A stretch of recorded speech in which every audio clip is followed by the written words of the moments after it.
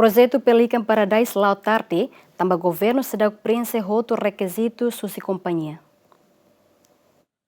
Foi no encontro com o presidente da República, José Ramos Horta, Quardané, ministro do Planeamento e Investimento Estratégico, Gastão de Souza, reconhece o projeto Pelican Paradise e Atibar Lau Cleur, também o governo sedang cumprir outros requisitos sua companhia. O Angira jornalista Sira confirma requisitos saída, mas o governo sedang completa, governante né, lá foi saiba público. Pelican Paradise,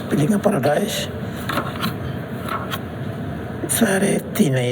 ao e a quarto governo projeto né investimento lá na tua agora se dá e a atividades balan mas bem se a discussão entre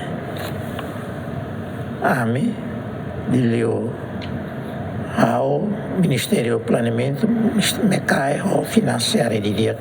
pois sabe também se é requisitos balan bem que o governo tem que o governo precisa a tua ajuda também vamos ser ela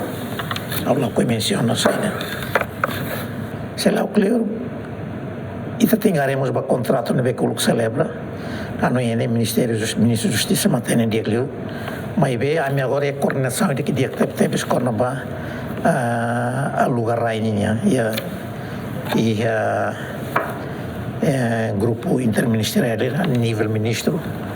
nebe caminhar é assunto e não é para dar a dia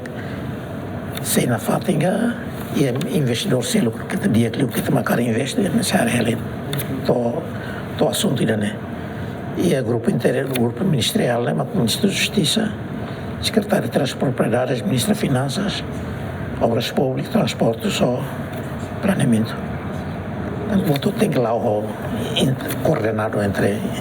ministério e Antes né, na empresa Pelican Paradise, o governo atau apoia B no eletricidade, no nebel facilita halais construção. Projeto Pelican Paradise nebe estabelece a suku Tibar município Likisa, assina placa no lança ona fatuk dahulu que lorong ron resin 5 novembro tinang riu ron resin rua, usi presidente da República José Ramos Horta, ex-primeiro-ministro Taur Matan Ruak no presidente empresa Pelican Paradise, Agostinho da Costa, GMN.